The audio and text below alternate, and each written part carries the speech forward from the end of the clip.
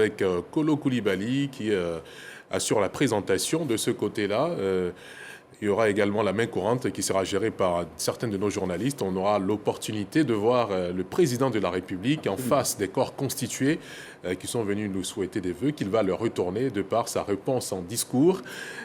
Et vous et moi, nous lui souhaitons déjà nos meilleurs vœux. C'est cela, c'est cela. Et justement, nous avons des informations du côté du palais de la présidence. Nous allons permettre à Kolo Koulibaly de prendre l'antenne. Kolo Koulibaly, bonjour, vous avez l'antenne.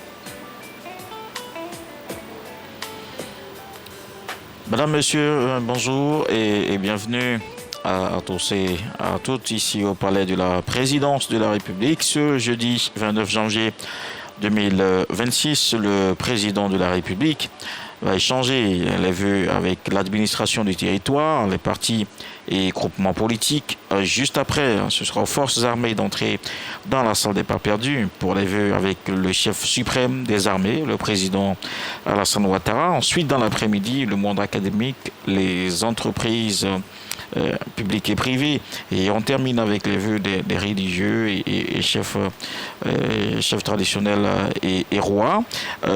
Pour nous accompagner justement dans la retransmission de ces échanges de vœux avec le chef de l'État, Dr Arthur Banga. Bonjour. Bonjour. Maître de conférence à l'université Félix Houphouët-Boigny de Cocody, spécialiste des relations internationales et des questions de défense et de sécurité. Justement, on va arriver à votre domaine de prédilection, donc la défense et la sécurité, juste après ce premier passage donc de l'administration du territoire, des partis politiques. Le président de la République donc qui fait son entrée dans cette salle des pas perdus, alors que les préfets de région, les présidents des conseils régionaux, les membres du bureau de l'Union des villes et communes de Côte d'Ivoire, vous le voyez d'ailleurs, le maire de Yamoussoukro, comme Patrice, le maire de Béléban, Sita Ouattara, et le maire du plateau, oui, Jacques. Bien évidemment, on voit bien aussi le maire de Trècheville, et juste à côté, donc on peut dire qu'il y a le maire du district autonome d'Abidjan. On a parlé tout à l'heure du maire de Yamoussoukro, on voit le maire d'Atékoubé. Voilà, donc toutes ces personnalités qui sont mobilisées aujourd'hui ici au Palais de la Présidence de la République pour ces échanges de vœux avec le président de la République. Et il faut également noter que les partis politiques sont aussi représentés. Et évidemment, l'actualité en décembre, c'était l'élection législative, le renouvellement de la Chambre basse du Parlement ivoirien, une nouvelle législature qui voit aussi l'élection d'un nouveau président, Jérôme Patrick Kachi à la tête donc de l'Assemblée nationale. Et juste avant, il y a eu la présidentielle. Donc, au cours de ces échanges de vœux, satisfait certainement de la part du président de la République, qu'on va également noter. Il ne manquera pas, Dr Achibanga, de saluer justement l'implication du corps préfectoral dans la bonne tenue de ces élections. En effet, le corps préfectoral, c'est le poumon de la nation. C'est ceux qui vivent au quotidien avec les populations. Je vois là le préfet de Dieucoué, préfet de région de Guémont. C'est ceux-là qui tiennent la population, qui représentent l'État au quotidien, qui sont avec les associations, les populations, qui essaient tous les jours de sentir le pays. Un grand pays, c'est une grande administration. Et c'est pour ça que nous avons la chance d'avoir des préfets de haut calibre et qui tiennent l'administration, qui répondent à tous les devoirs, y compris celui d'organiser des élections, mais bien d'autres. Voilà. C'est ça la beauté de l'importance de ces préfets dans notre pays. On voit là les représentants des partis politiques. Oui, bien sûr. Un gros plan sur la candidate aux élections présidentielles.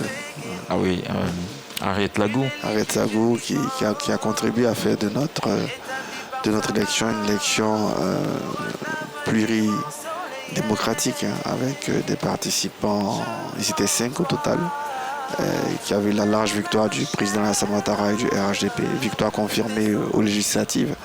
Le RHDP qui a fait un véritable marée avec plus de 197 députés sur les 255 que compte notre pays. Ça prouve que au-delà, il y a une véritable adhésion populaire au programme d'Alassane Ouattara.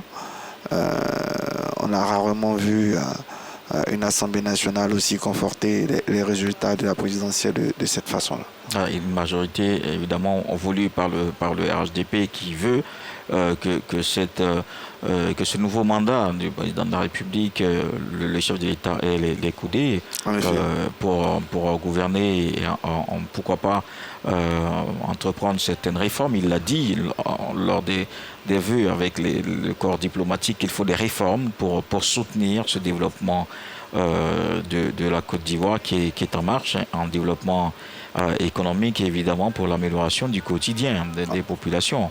En effet, je pense que les Ivoiriens ont validé le programme du gouvernement pour une grande Côte d'Ivoire proposé par Alassane Ouattara et le RHDP. Ils l'ont validé. Ils ont quand même conservé une pluralité à l'Assemblée nationale parce que le PDCRD a une trentaine de députés, 31 exactement en attendant la reprise de Tomodi.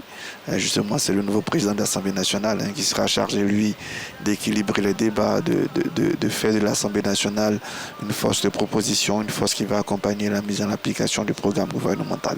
Voilà, le Premier ministre et le vice-premier ministre, les ministres d'État conseillers à la présidence de la République, Jean-François Kouadio, Adjumani et les deux ministres d'État du gouvernement, Andésir Loto, Nialé Kaba, les ministres directeurs du cabinet, les membres du gouvernement, donc la nouvelle équipe aussi, faut également noter au sortir de ces législatives, c'est 34 qui vont conduire justement cette vision du président de la République, une vision portée sur une thématique importante, la Grande Côte d'Ivoire. En effet, ils auront la lourde responsabilité de mettre en musique la vision du président Alassane Ouattara.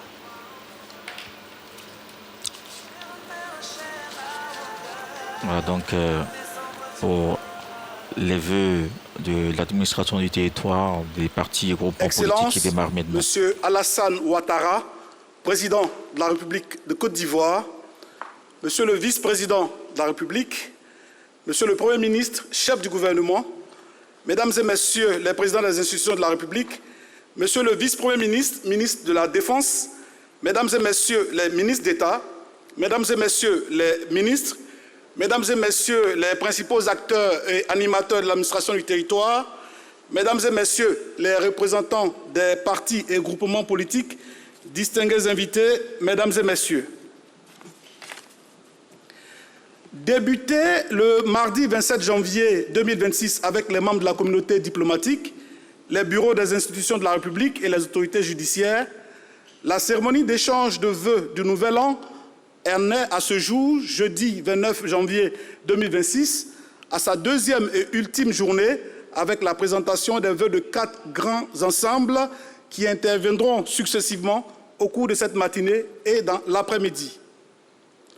À présent, devant vous, Excellence, Monsieur le Président de la République, les principaux acteurs de la politique de déconcentration et de décentralisation, celles-là même qui œuvrent auprès des populations pour l'implémentation de vos actions de développement et les représentants des partis et groupements politiques. Pour vous livrer le contenu de leurs vœux de Nouvel An, nous invitons à ce pupitre M. Kouadio Kwasi Eugène, préfet hors grade, préfet de la région de l'Indénié-Duablin, préfet du département d'Abengourou.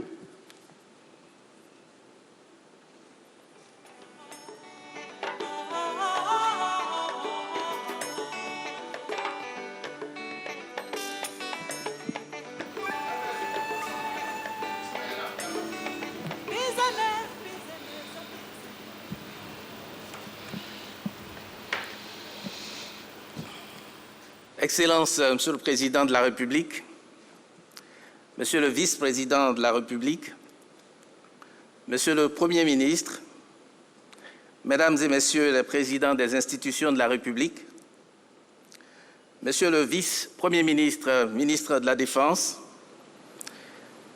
Mesdames et Messieurs les ministres d'État, Mesdames et Messieurs les ministres, Mesdames et Messieurs les conseillers spéciaux, Mesdames et Messieurs les préfets de région, Mesdames et Messieurs les présidents de région, Mesdames et Messieurs les maires, Mesdames et Messieurs les responsables de groupements des partis politiques, Excellences, Monsieur le Président de la République, j'ai le grand honneur de porter respectueusement la parole du corps préfectoral et des exécutifs des collectivités territoriales, présidents de région et maires, en cette solennelle occasion où les forces vives de notre nation, dans toute la richesse de leur diversité,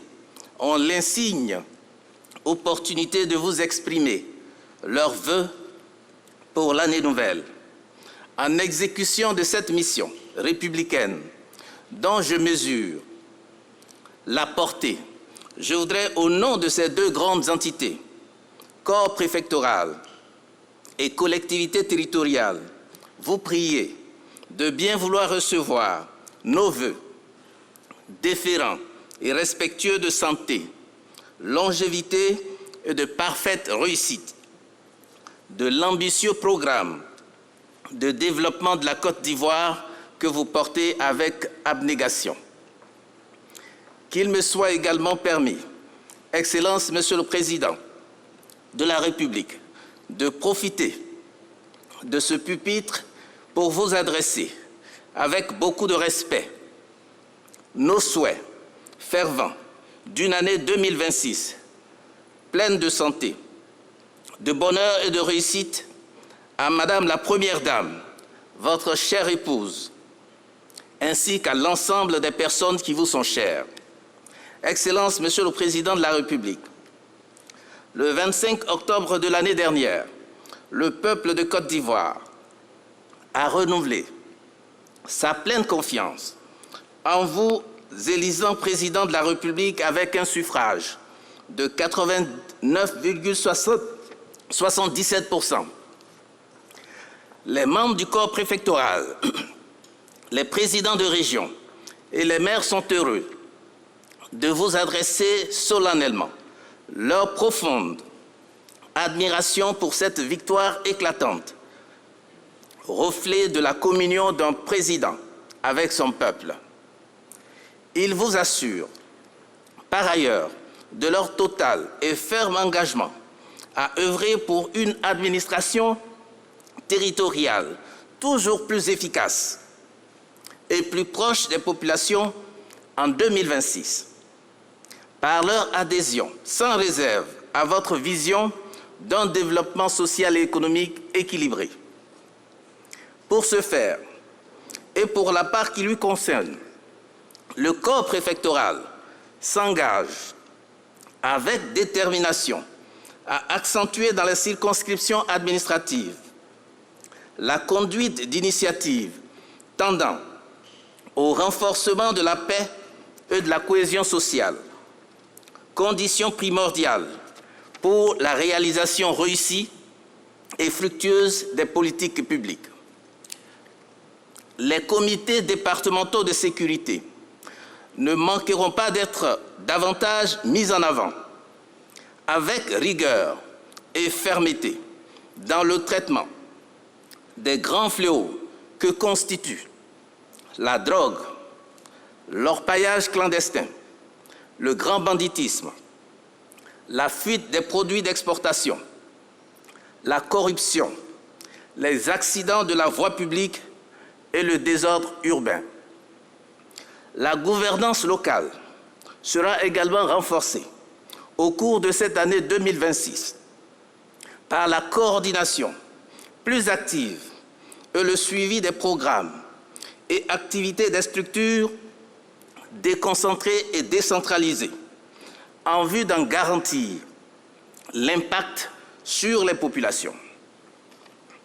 Excellence, Monsieur le Président de la République, la réalisation de ces axes d'action énoncés sera d'autant plus aisée qu'aujourd'hui, le corps préfectoral est dans les meilleures dispositions pour accomplir avec efficacité et rigueur ses missions, et ce, grâce à l'amélioration constante de ses conditions de travail sous la houlette de Monsieur le ministre de l'Intérieur et de la Sécurité, votre fidèle collaborateur. En effet, d'ici la fin de cette année 2026, il sera mis à la disposition des autorités préfectorales 106 bâtiments construits ou réhabilités, auxquels s'ajoutent ceux déjà achevés en 2025, soit au total 187 préfectures, sous-préfectures et résidences fonctionnelles. Désormais, et sous votre auguste gouvernance, Excellence, Monsieur le Président de la République, il est possible pour une autorité préfectorale nouvellement nommée de regagner son poste avec son véhicule de commandement, sa dotation en matériel mobilier de bureau et de résidence. Je vous prie de bien vouloir trouver, à travers ce mot de 5 lettres, l'expression de notre infinie gratitude. Merci, merci beaucoup, Excellence, Monsieur le Président de la République. Il nous manquera, juste, s'il fallait exprimer une doléance, vos rencontres périodiques avec le corps préfectoral, occasion privilégiée de vous rendre compte, sans filtre, de l'état d'esprit de vos concitoyens. Et votre programme extrêmement chargé, nous n'en doutons pas, le permettra.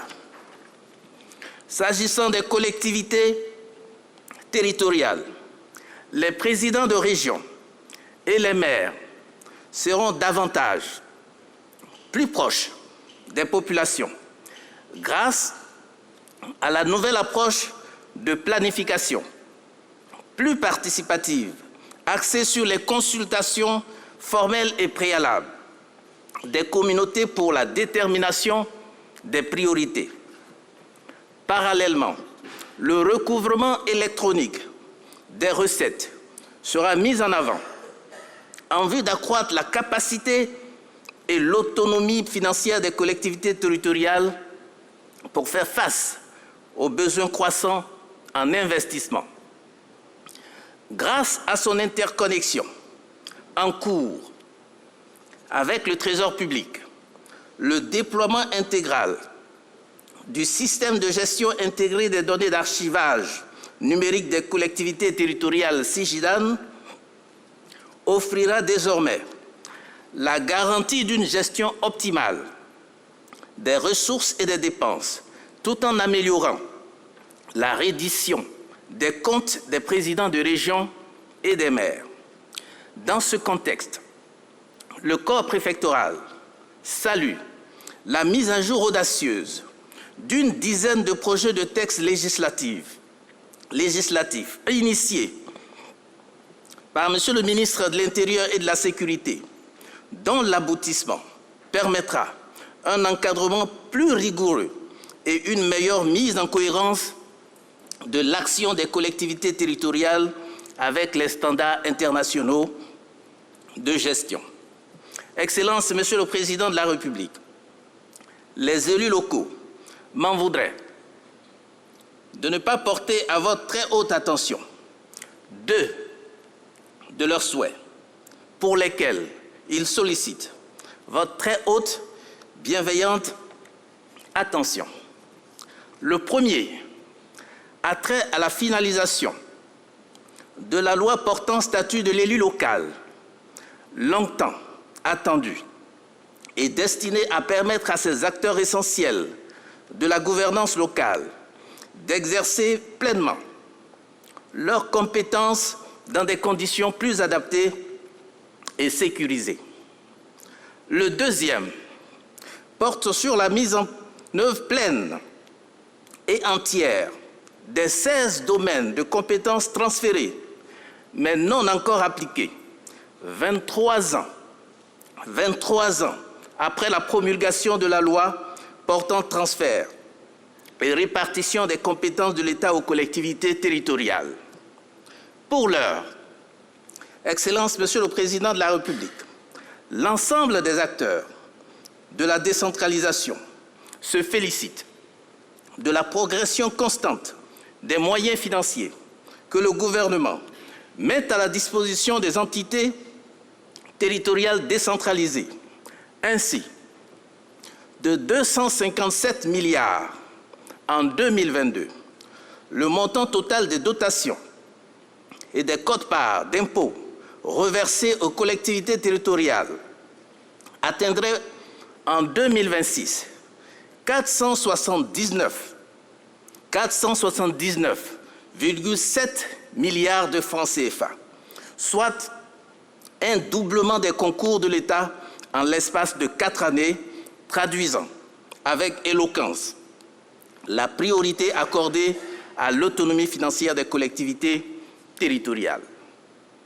Au total, quel que soit le secteur et la thématique évoquée, de la sécurité à la défense, des routes à la santé, de l'éducation nationale et de la formation technique et professionnelle, de l'électrification à l'hydraulique, de la sécurisation foncière à la fixation des prix, record de commercialisation des produits d'exportation, de l'emploi à la répartition des richesses du pays, en passant par la couverture maladie universelle, les membres du corps préfectoral, les présidents de région, les maires et l'ensemble des conseillers régionaux et municipaux sont totalement admiratifs de la transformation qualitative de notre pays, la Côte d'Ivoire. Les indicateurs macroéconomiques disponibles ne sont que la parfaite illustration de vos performances extraordinaires et exemplaires. Avec l'engagement ferme de l'expression de notre entière loyauté, qu'il me soit permis de conclure, Excellence, Monsieur le Président de la République, en vous réitérant nos plus dévoués et sincères vœux de bonne et heureuse année 2026. Je vous remercie.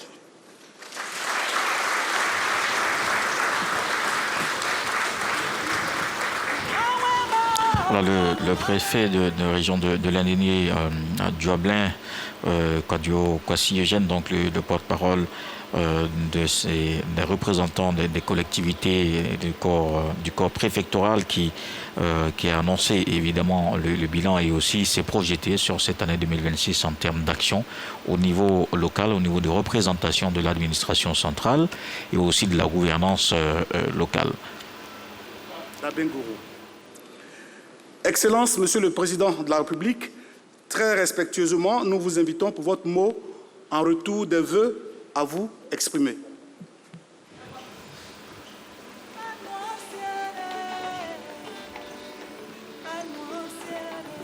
Donc le Président de la République, à son tour au micro, pour certainement les remercier, les féliciter et aussi les mettre en mission certainement pour la paix et la cohésion sociale et la poursuite du développement de la Côte d'Ivoire. Monsieur le vice-président de la République, Monsieur le Premier ministre, chef du gouvernement, Mesdames et Messieurs les présidents d'institutions, Monsieur le vice-premier ministre, ministre de la Défense, Mesdames et Messieurs les ministres, Mesdames et Messieurs les préfets, Mesdames et Messieurs les présidents des conseils régionaux, Mesdames et Messieurs les maires, Mesdames et Messieurs les représentants des partis politiques, Mesdames et Messieurs, j'ai écouté avec une particulière attention l'adresse de votre porte-parole qui a traduit l'esprit de responsabilité et de loyauté qui vous anime. je vous remercie sincèrement pour les vœux chaleureux formulés à mon endroit ainsi qu'à mon épouse. En retour, j'adresse à chacune et à chacun de vous, ainsi qu'à vos familles respectives, mes vœux de santé, de bonheur, de réussite et de paix pour cette nouvelle année 2026. Je voudrais saluer votre engagement quotidien dans vos circonscriptions respectives, car vous incarnez l'autorité de l'État et vous assurez la continuité de l'action publique au plus près de nos concitoyens.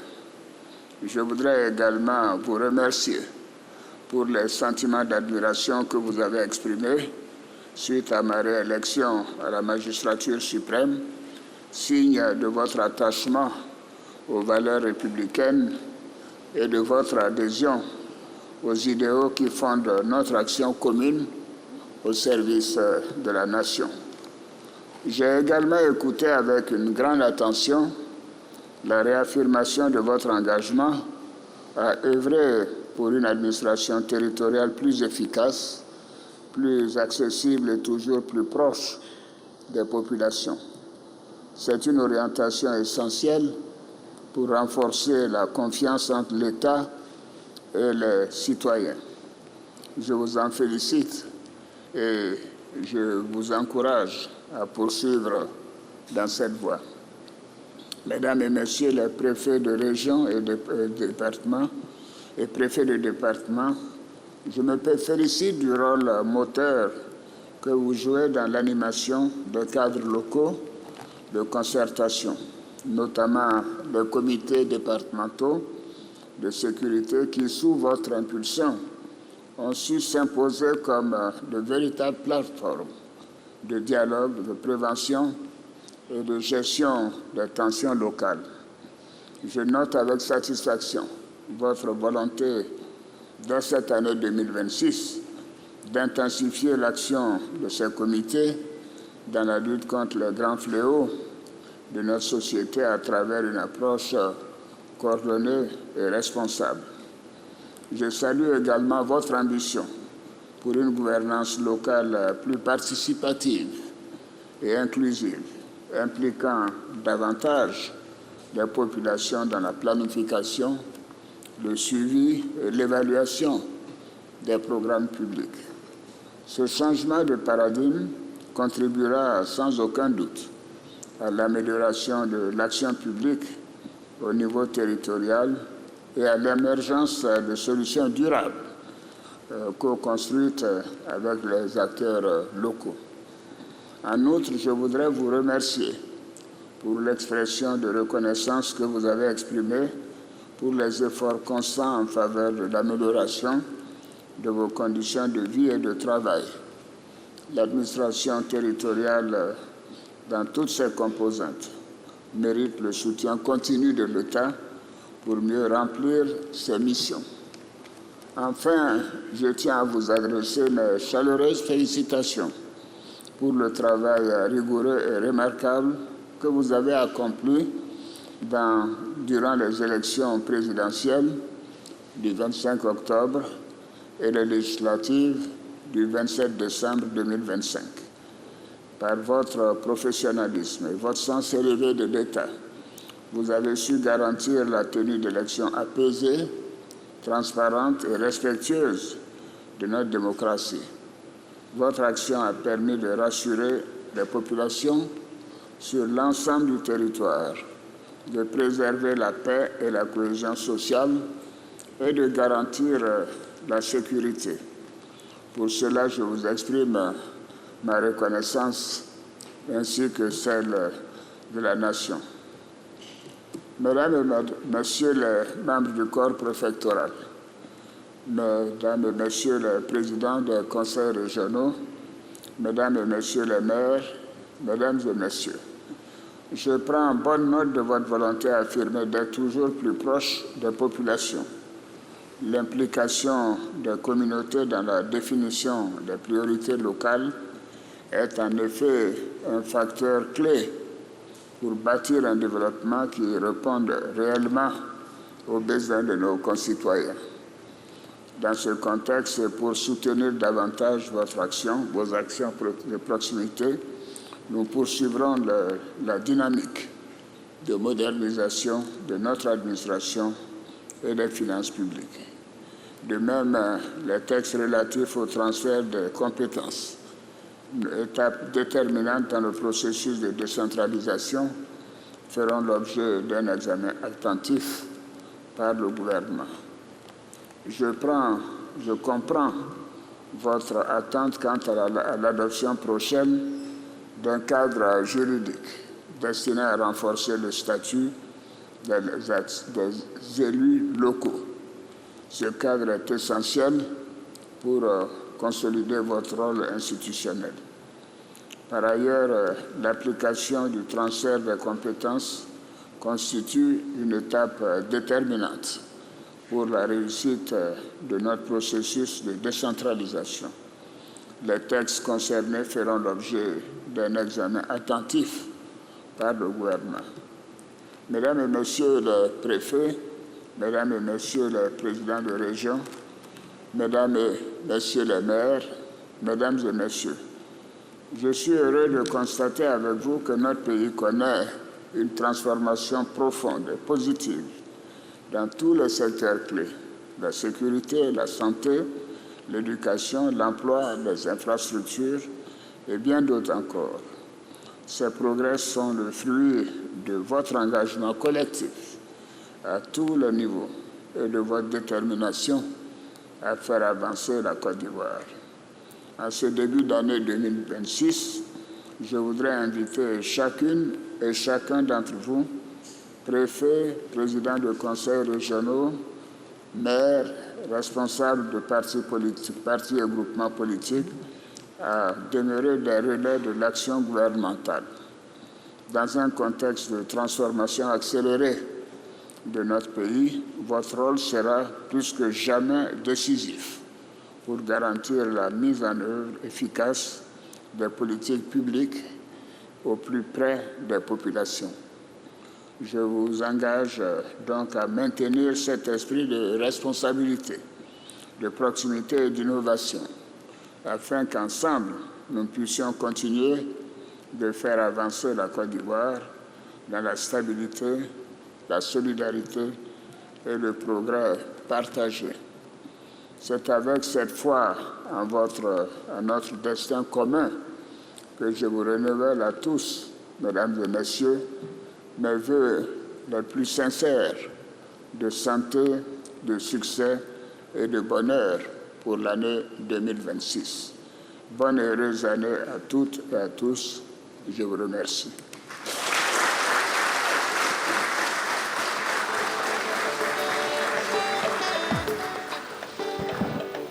Voilà, le président de la République qui, à la suite du porte-parole de ce premier groupe avec le corps préfectoral et les élus locaux, qui est revenu, Arthur Banga, sur la gouvernance locale qui doit être participative, inclusive, justement pour améliorer plusieurs aspects de la gouvernance locale, un peu en répondant après le préfet de région Kwadio Kwasi Eugène, qui a évoqué justement ce renforcement de la gouvernance locale.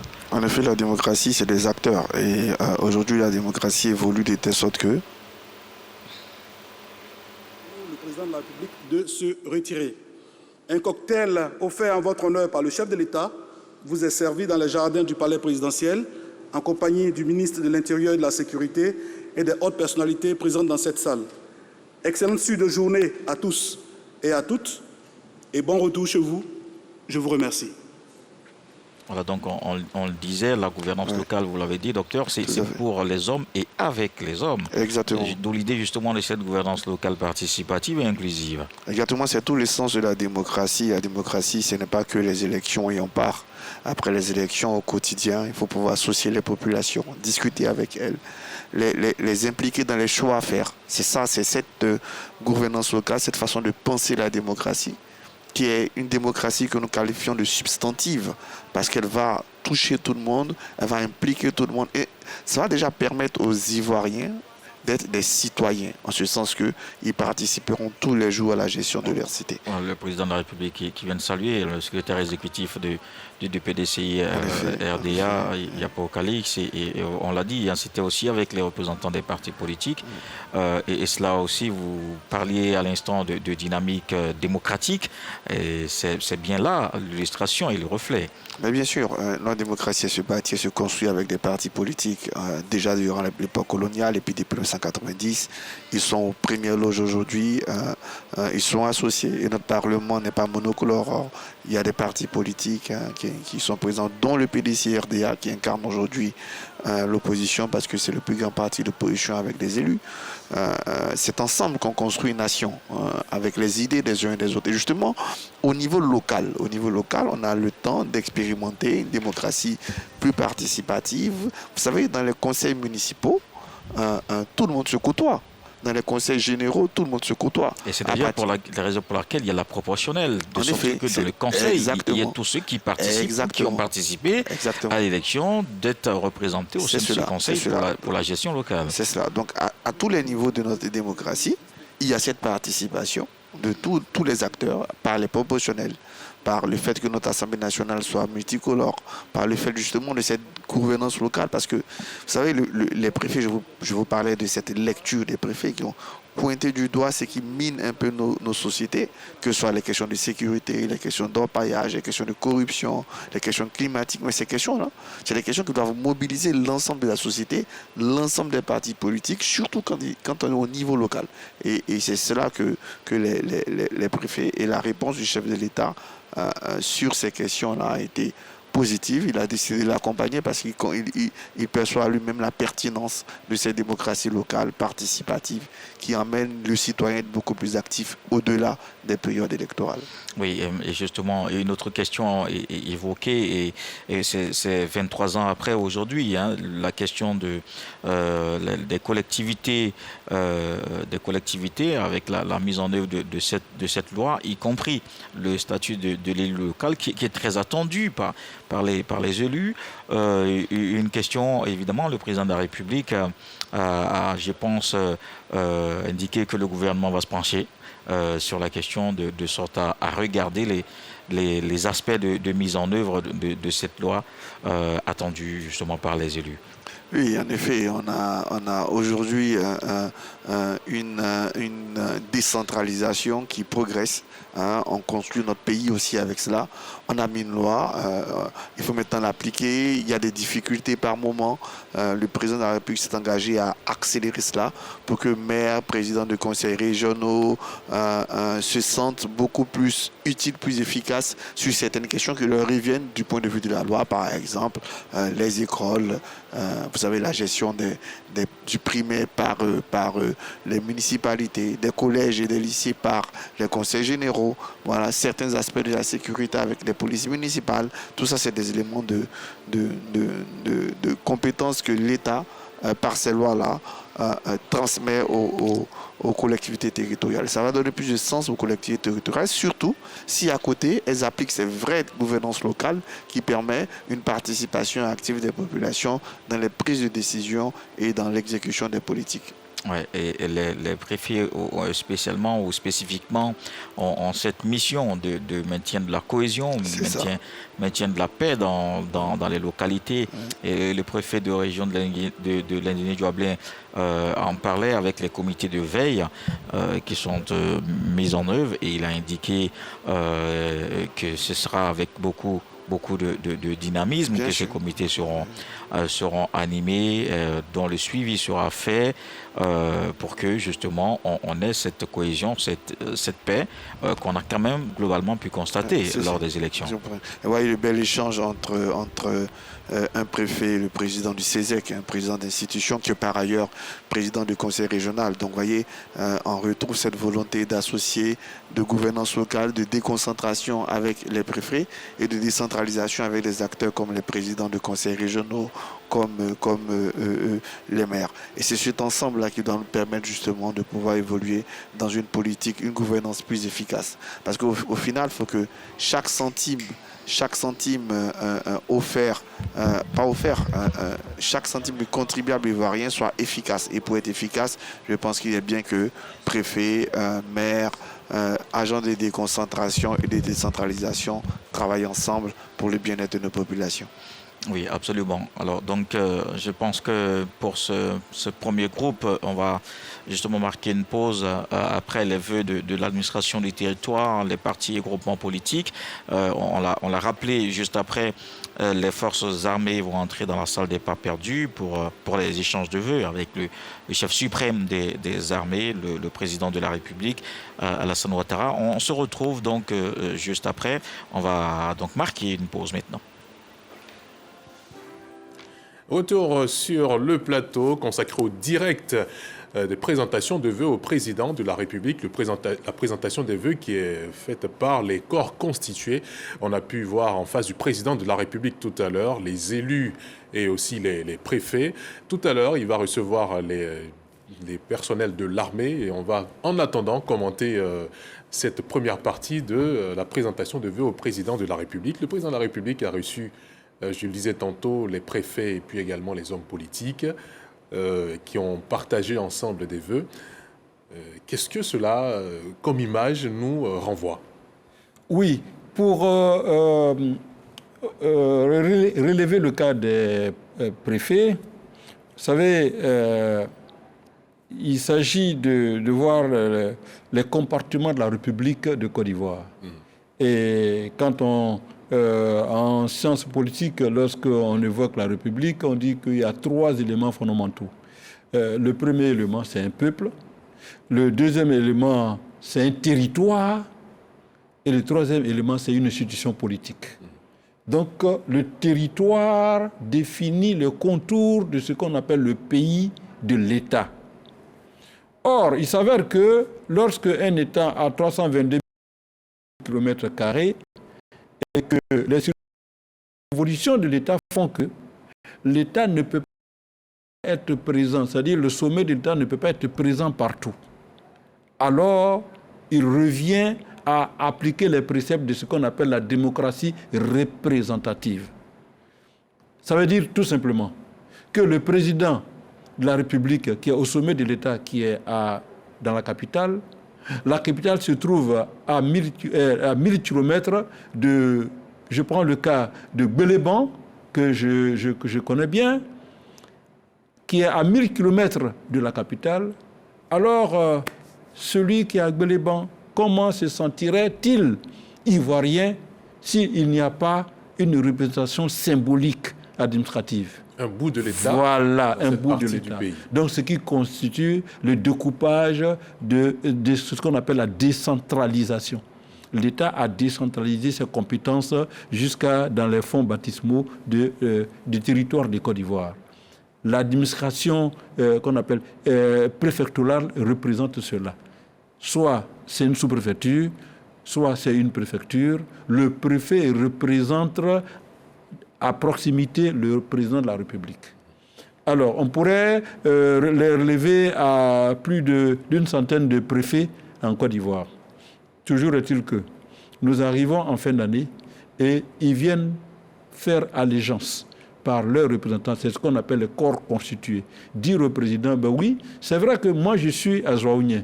C'est vrai que moi je suis à Tengrela. C'est vrai que moi je suis à Boisseau. C'est vrai que moi je suis là.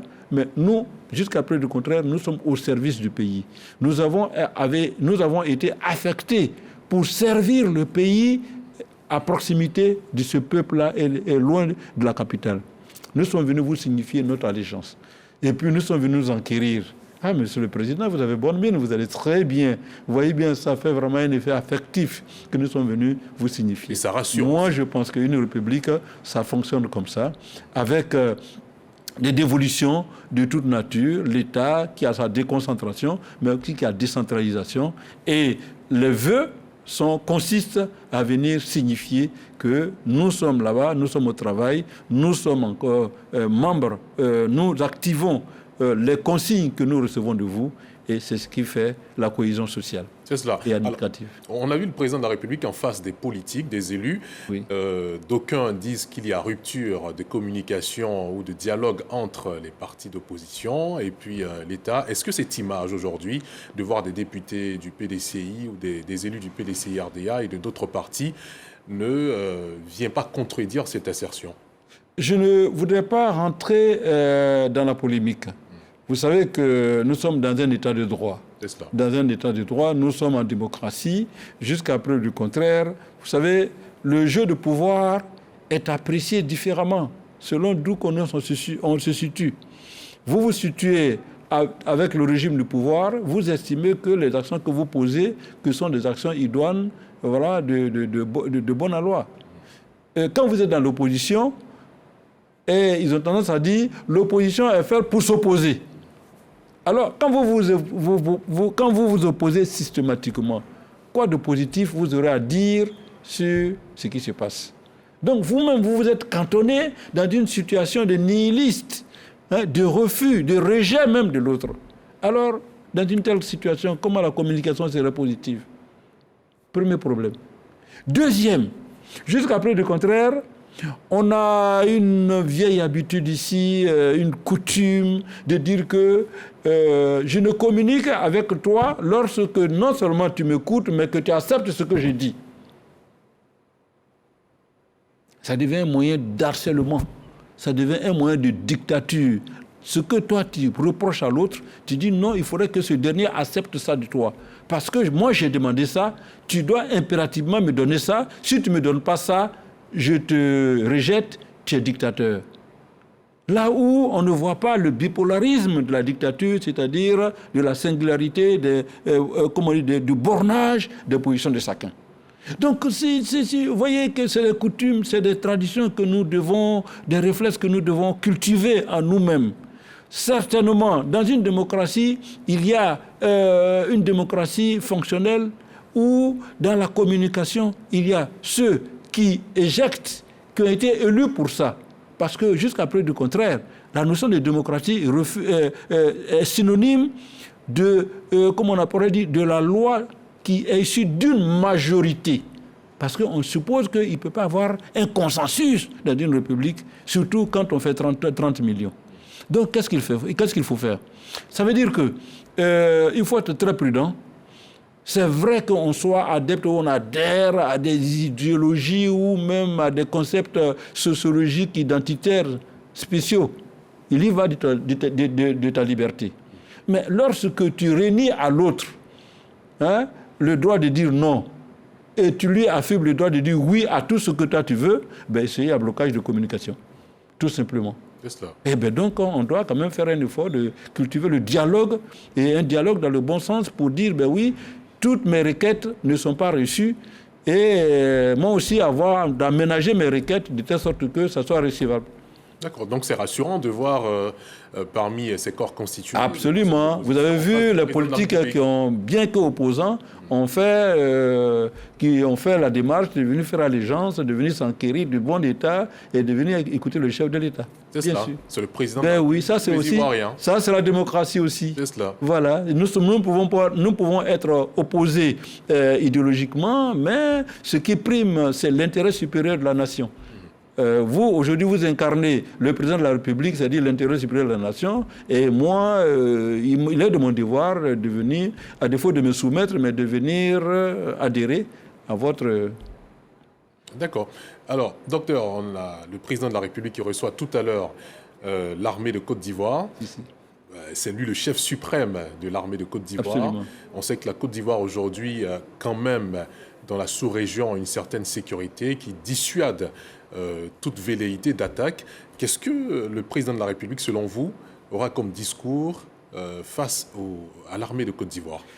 Oui, tout à l'heure, on parlait de la décentralisation, surtout de découpage territorial. Vous savez qu'il n'existe de pays, il n'existe de république qu'une république sécurisée, une vie sécurisée.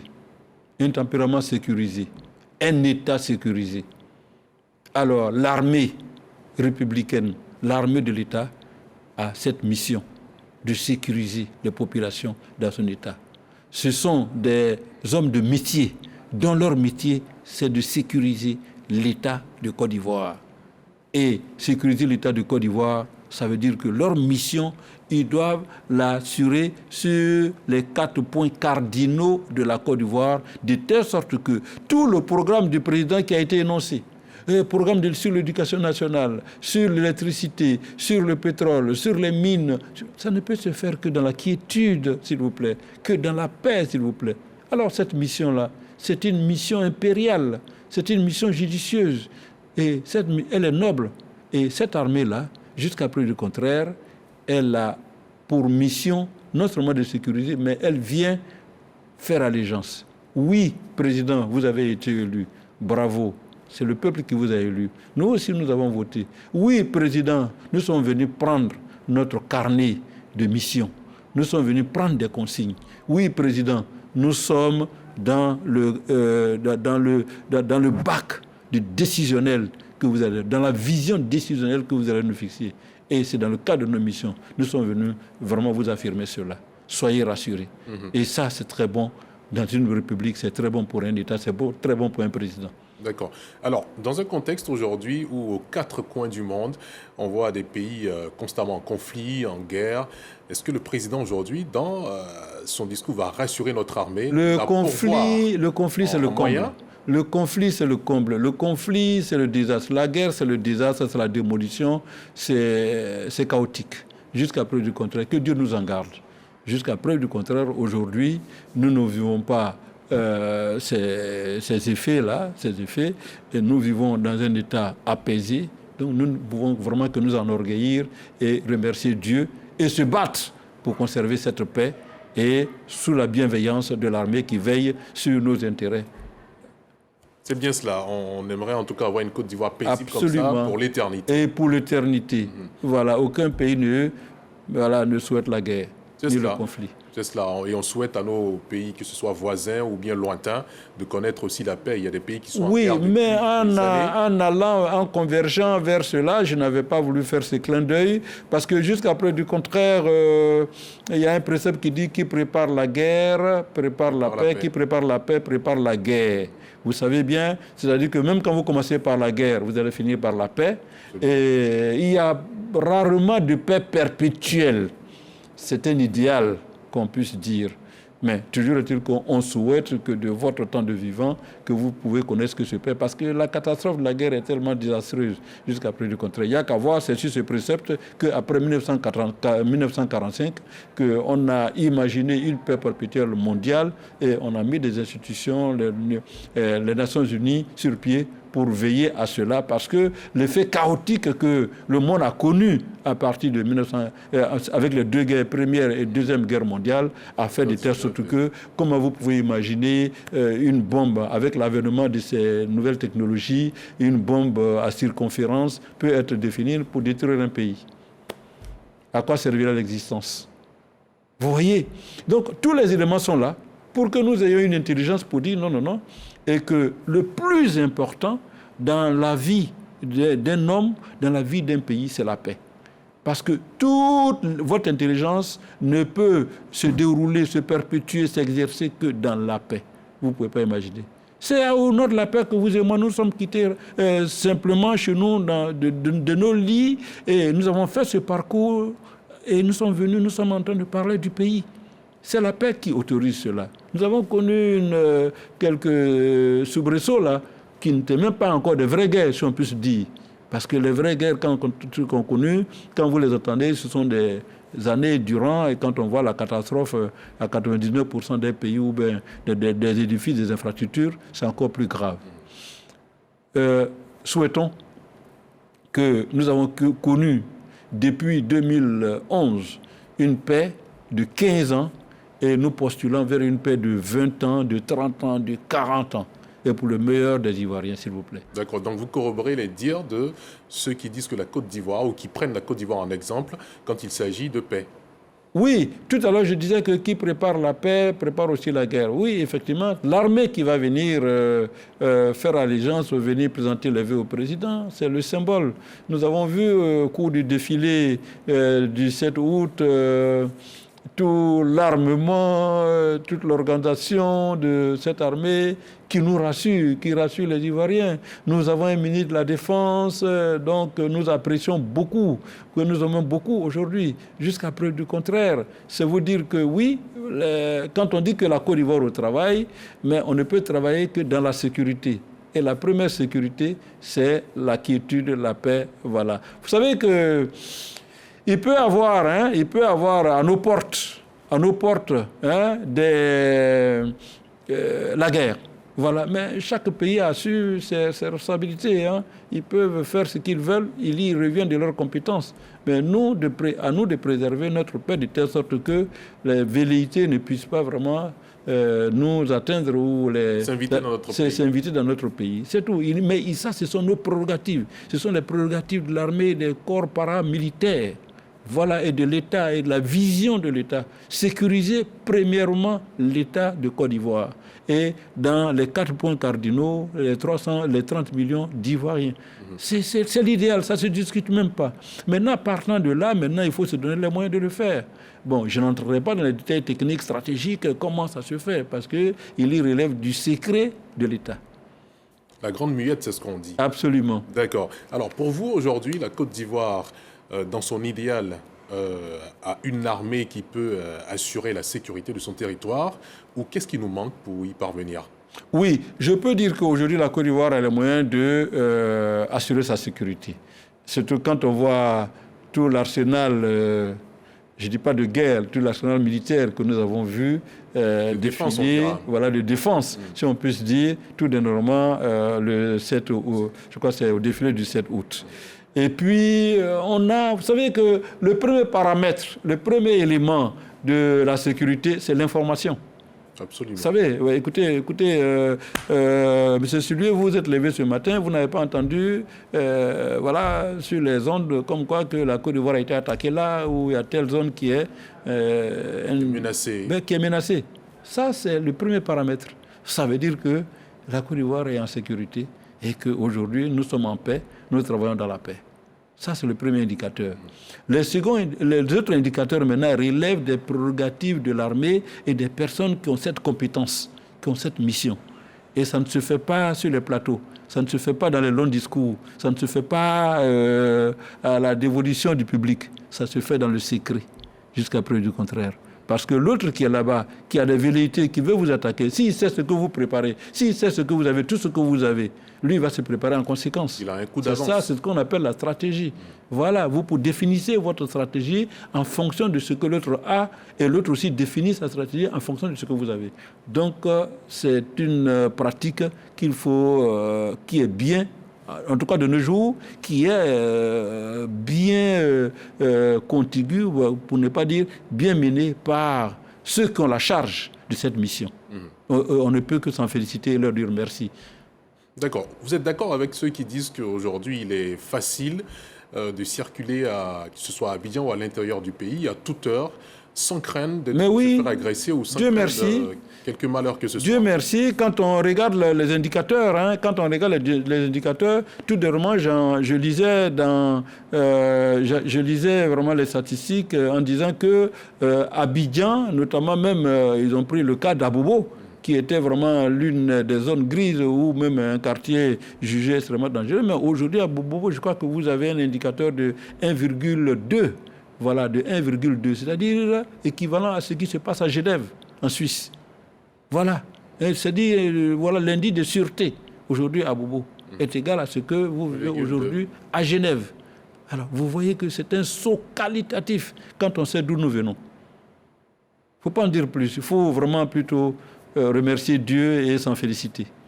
Voilà qui est rassurant pour nos téléspectateurs, Très ceux rassurant. qui nous suivent depuis partout dans le monde. Tout à l'heure, le président de la République va recevoir l'armée qui va partager les vœux avec le chef suprême de l'armée. Absolument. Ils viendront certainement prêter allégeance, ils viendront certainement souhaiter que le président de la République aussi puisse leur mettre d'autres moyens à disposition. On ne finit jamais de s'équiper pour l'intégrité, assurer l'intégrité de son territoire. On a tendance à dire dans les facultés que l'armée, c'est comme le ventre. Hein? C'est comme le ventre. On a toujours faim. On a toujours faim. Vous savez, non, c'est une question technologique. L'armée est soumise vraiment au développement technologique, aux circonvolutions des éléments techniques. Donc, jusqu'à preuve du contraire, ce que les armes de guerre dont on avait dans les années 60 a évolué par rapport aux années 80. Les années 80 par rapport aux années 2000. Et aujourd'hui, quand on voit comment la technologie... Vous savez qu'on a tendance à poser la question, mais quelle est l'industrie la plus florissante, voilà, au monde, pour ne pas dire l'industrie la première industrie? Voilà, les gens ont tendance à penser que c'est l'alimentaire. Non. C'est l'industrie d'armement. Donc, c'est-à-dire que l'industrie d'armement est en perpétuelle invention, perpétuelle création et perpétuelle expérimentation. Ben, écoute, quelle armée ne souhaiterait pas avoir la dernière technologie? Il n'y a qu'à voir aujourd'hui avec les drones. Il n'y a qu'à voir avec les drones aujourd'hui, jusqu'à preuve du contraire. Des drones aujourd'hui, on a les moyens de savoir de votre place ce qui se passe à Boaké, ce qui se passe à Tangrela, ou même à partir d'ici, commanditer des missions par drone à des milliers de kilomètres. À des milliers de kilomètres. Tout ça, ce sont les évolutions. Donc l'armée, c'est comme les autres corps, elle doit s'adapter au développement technologique. Et c'est c'est aussi sa mission. Et les qualités de formation qu'on assure. Vous voyez, je vais vous faire une petite révélation. Vous savez, à mes heures, je suis le directeur de concours de l'AFA, de l'Académie des Forces Armées. Voilà, vous savez, directeur de concours. Là où, des années, on pourrait même dire de 90 jusqu'à 2000, tu veux dire, jusqu'à 2023, pour les concours d'entrée à l'école des Forces Armées de Forces Armées de Zamakro, il n'y avait seulement que 5 matières. Le français, enfin, je vais dire les lettres, l'économie, le droit, et puis l'anglais, oui, et autres. Mais sauf que l'armée, dans le cadre de sa modernisation, sous l'impérium du ministre d'État, premier vice-ministre, désormais, il a dit, ben oui, effectivement, c'est vrai que les 5 matières, nous, ce sont des matières classiques, mais désormais, moi, dans ma vision, je voudrais qu'il y ait 43 matières. Donc, vous voyez, nous sommes passés de 5 matières à 43 matières sous la gouvernance du vice-premier ministre Téné Ibrahima Ouattara. Ça veut dire quoi? C'est que désormais, quand vous entrez en tant qu'officier à l'Académie des Forces armées, vous avez toutes les spécialités qui vont du journalisme au génie militaire, du génie militaire à l'économie, de l'économie à la littérature, de la littérature à l'informatique, aux statistiques. 43 matières, vous imaginez. Donc, c'est vous dire quelle volonté, pour ne pas dire quel impérium désormais l'armée a intégré dans sa formation. Le bagage également qu'on est sur. Le bagage intellectuel désormais qu'il faut, voilà. Donc c'est dit, il y a des cellules de spécialisation qui ont été intégrées. Il y va de la volonté et de s'adapter aux effets technologiques modernes. C'est dire combien l'État se préoccupe d'avoir une armée moderne, modèle. Absolument. Vaut mieux être craint. Voilà, que de vivre l'inverse. Que de vivre l'inverse. C'est cela. Donc l'armée, jusqu'à preuve du contraire, lorsqu'elle entame cette modernisation avec la spécialisation des hommes, elle montre aussi la détention de ses capacités matérielles qu'il faut réfléchir 2 fois avant de s'attaquer à cette armée. C'est cela. Et c'est ce que nous avons vu et c'est ce que nous vivons lorsqu'il y a des défilés militaires. Voilà. Justement, et puis, il y a eu aussi l'école de guerre l'école de guerre de Jacquesville, voilà, qui a été instituée, qui est une école de guerre internationale. Vous savez que la vocation d'une école de guerre, ce n'est pas seulement apprendre la guerre, mais c'est d'anticiper, d'étudier la prospective, comment les guerres sont. Ce qu'on appelle la différence entre ce qu'on appelle les guerres, on pourrait dire les guerres anciennes, les méthodes de guerre anciennes, et ce qu'on appelle aujourd'hui les guerres asymétriques. Voilà, parce que jusqu'à preuve du contraire, ce qui se passe à nos portes, c'est ce qu'on dit, c'est ce qu'on qualifie de guerre asymétrique. Alors, dans cette asymétrie-là, il y a beaucoup de paramètres qu'il va falloir négocier parce que c'est pas facile de contingenter tout cela. C'est cela. Alors, est-ce que vous êtes pour le fait, par exemple, que la Côte d'Ivoire développe sa propre industrie de l'armement ou C'est difficile. On pourrait dire c'est un vœu, mais je ne dis pas un vœu pieux, parce que jusqu'à preuve du contraire, déjà dans la vision du président de la République, il a intégré la vision d'industrialisation, cette fois-ci de la Côte d'Ivoire. Au départ, nous n'avons pas, nous avons un peu minimisé, nous avons quand même mis l'agriculture, parce qu'il faut d'abord avoir le ventre plein, d'abord avant de dire qu'on va faire ce qui n'était pas mauvais. Ensuite de suite, avec Soulou Houphouët-Boigny, qui a continué. Mais aujourd'hui, nous voulons dépasser ce cap d'industrialisation de nos produits de matières premières. C'est tout à fait normal. L'industrialisation nécessite une certaine capacité, une certaine souveraineté de pouvoir vraiment avoir vous-même les pauvres, vos propres moyens, acquérir pour ne pas dépendre des autres. C'est bien. Mais il faut d'abord commencer et c'est un long processus. Parce que la preuve en est que, permettez-moi de faire un peu cette digression, le cas de l'Europe, en ce moment, vous voyez, les États-Unis vendent des avions au Danemark et à l'Europe et gardent les codes. Jusqu'à preuve du contraire, aujourd'hui, quand le discours des États-Unis change, les Européens disent « Mais non, mais jusqu'à preuve du contraire, nous avons les moyens de vous défendre. » Mais vous avez les moyens de vous défendre, mais vous n'avez pas les codes pour faire décoller vos avions. D'accord. Voilà. C'est ça la réalité de l'industrialisation. Ah bon, voilà. D'accord. Docteur Traoré, on a le palais de la présidence qui est prêt à commencer la deuxième partie de cette cérémonie de vœux. Nous allons redonner l'antenne à Kolo Coulibaly et on se retrouve juste après.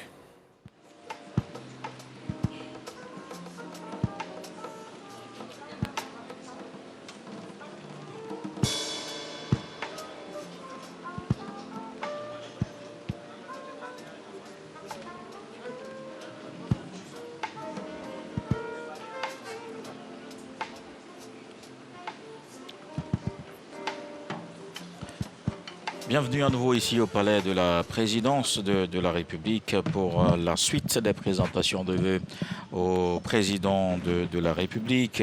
Cette fois, les armées sont installées. La gendarmerie nationale, la police nationale, les douanes ivoiriennes, les eaux et forêts, la direction des affaires maritimes et portuaires. Donc on le voit dans cette salle et il faut rappeler justement que ces hommes ont été mobilisés, ont contribué tout au long de l'année 2025 au développement de la Côte d'Ivoire et particulièrement pour les élections présidentielles et législatives de cette fin d'année 2025, 44 000 éléments engagés dans la sécurisation des élections avec un dispositif espérance lors de ces scrutins importants pour le pays et dont l'objectif était justement de garantir un scrutin sécurisé et apaisé, donc un déploiement de patrouilles mixtes, pédestres et motorisées dans les grandes villes comme dans les zones rurales. Et je suis toujours avec Dr Arthur Banga, maître de conférence à l'université Félix Houphouët-Boigny de Cocody. Dr Arthur Banga, vous, le spécialiste des questions de défense et de sécurité, je pense que c'est aussi aujourd'hui un moment privilégié d'échange avec le chef suprême des armées et donc de faire le bilan de 2025 de ces acteurs importants et se projeter pour 2026. On le sait, sur les questions de sécurité, défense, le défi est permanent. En effet, nous sommes dans un environnement assez tendu, qu'il soit sous-régional ou qu'il soit national. Dans cet environnement-là, la Côte d'Ivoire s'illustre très bien parce qu'elle a des forces de défense et de sécurité, des forces militaires, paramilitaires qui sont à la hauteur des enjeux, qui répondent vraiment aux défis qui leur sont imposés. Pour preuve, durant cette année, Nous sommes pratiquement avec le Ghana, le seul pays de notre ensemble sous-régional à ne pas subir d'attaques terroristes, pas parce que les terroristes n'ont pas tenté, mais parce que nous avons toujours su anticiper la menace. Nous avons une force de défense et sécurité qui a accompagné tout le processus électoral, élection présidentielle, élection législative, sans souci majeur, c'est encore à l'heure active, mais n'oublions pas au quotidien. Au quotidien, c'est le grand banditisme, c'est la drogue, c'est la sécurisation de tous les Ivoiriens, c'est la circulation routière, c'est préserver les gens sur nos routes.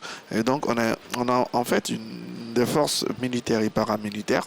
Même la douane, c'est aussi la lutte contre le trafic, c'est aller chercher des impôts, des taxes. Et donc, on a une phase intéressante avec l'ensemble de nos systèmes sécuritaires qui chaque jour se bonifie, qui chaque jour se montre positif. Et ça, c'est à mettre à leur actif et à l'actif du chef suprême des armées, le président de la République, qui, par les choix stratégiques, qui, par les moyens qu'il essaie de donner aux forces, le permet de répondre, en tout cas avec succès, aux défis qui nous sont imposés. Oui, des défis, on vous l'avez rappelé, qui sont importants. Et un autre fait important, alors que le chef suprême des armées entre dans la salle des pas perdus, en cette fin d'année, début d'année, c'est ce grade jamais encore atteint pour le général d'armée. Voilà, on a eu beaucoup d'encre de salive là-dessus, sur cette question, et justement, cela sonne justement comme, on va dire, une mission accomplie pour cet officier général qui justement fait preuve d'une certaine maîtrise des actions de sécurisation et de défense à la tête donc de l'état-major général. Les armées sont organisées de façon très hiérarchique et dans l'esprit, depuis leur formation chez le militaire, célébrer son chef, c'est se célébrer. Vous savez, un militaire, tu peux l'enlever, tu peux le massacrer, tu peux faire tout ce que tu veux, mais tu ne dois pas toucher à son chef. Une unité se sent humiliée quand son chef est capturé. C'est l'esprit de corps. Et donc, en donnant, pour la première fois dans notre histoire, une 5e étoile à un général, c'est l'armée d'aujourd'hui, je dis l'ensemble des forces militaires et paramilitaires qui sont mis à l'honneur. C'est vrai, il faut reconnaître les capacités intellectuelles, les capacités stratégiques du général Assena Doumbia, dont le parcours révélateur de cette compétence, révélateur de son savoir-faire. Et puis on le voit, c'est à son actif toute la transformation des armées, que ce soit du point de vue de la formation, du point de vue de l'équipement, du point de vue de l'opération. Notre armée est en nette avance, mais au-delà de l'homme, au-delà de ces 5 étoiles premières historiques dans l'histoire de nos armées, c'est aussi l'ensemble des militaires, l'ensemble des forces qu'il faut féliciter, l'ensemble de ces promus qu'il faut féliciter à travers leur patron, à travers celui qui est le chef d'état-major général de l'armée ivoirienne. Et c'est tout à fait mérité parce que et l'homme et nos forces sont dans une phase ascendante, dans une phase où ils montent. Et voilà, cette année aussi, il y a un promu, c'était le passé général des divisions, oui, le chef d'état-major de l'armée de terre. Oui. On voit là l'amiral Conan Boniface aussi. Oui. On voit le numéro 2 des armées, le général de division des Mali. Voilà. Et tout cela qui commande. Et voilà, on parlait tout à l'heure du chef d'état-major général des armées. Oui. Et voilà le commandant supérieur de la gendarmerie nationale, le général de corps d'armée Apollo Alexandre Touré, le directeur général adjoint de la police, le général Dosso. Voilà. On a cet ensemble d'hommes, espérons bientôt aussi de femmes, même si on a déjà une femme générale, qui coordonne, qui dirige nos armées. Le directeur général des douanes ivoiriennes, vous en parliez à l'instant, le gendarme de l'économie ivoirienne, donc en charge de collecter justement, c'est une régie tout aussi importante pour l'économie nationale. Les affaires maritimes aussi, que nous voyons avec le plan d'eau à sécuriser, etc. Ce sont les généraux de la gendarmerie, le numéro 2 de la gendarmerie, le général Bassanté qui dirige les unités spécialisées dans la lutte contre le terrorisme, le général Mbaya, l'ensemble des généraux de la gendarmerie. Voilà donc le président de la République qui va saluer tous ces officiers et ces généraux qui sont mobilisés aujourd'hui pour la présentation des vœux. Évidemment une fierté de voir une dame. Et n'oublions pas aussi tout l'aspect cadre de vie, l'aspect relation-nation. Vous savez, aujourd'hui, même au plateau, on a l'hôtel des armées. C'est peut-être l'occasion de saluer aussi le général Soulama Bakary Dirka, parce que l'armée essaie aussi de se rapprocher de la population par tous ces investissements. Et c'est aussi mis en œuvre à la fois par les chefs d'état-major et par le Dirka, le général Soulama Bakary et tout l'ensemble de ces forces. Je pense qu'aujourd'hui, on a une armée qui fait honneur au pays. On a des forces dont on peut être fier. On l'a vu à Boaké le 7 août. Je pense qu'on le verra encore durant toute cette année. Absolument. Excellence, Monsieur le Président de la République de Côte d'Ivoire, à l'occasion de votre message à la nation du 31 décembre dernier, vous adressiez vos chaleureuses félicitations à nos forces de défense et de sécurité, dont vous avez tenu à saluer le professionnalisme, le courage et le sens élevé du devoir. À présent, dans cette prestigieuse salle des pas perdus du palais présidentiel et à l'occasion de la cérémonie d'échange de vœux avec votre Excellence, l'armée ivoirienne dans toutes ses composantes, conduite par sa haute hiérarchie. Pour donner lecture de la teneur de leurs vœux du Nouvel An, nous invitons à ce pupitre le général d'armée Lassina Doumbia, chef d'état-major général des armées.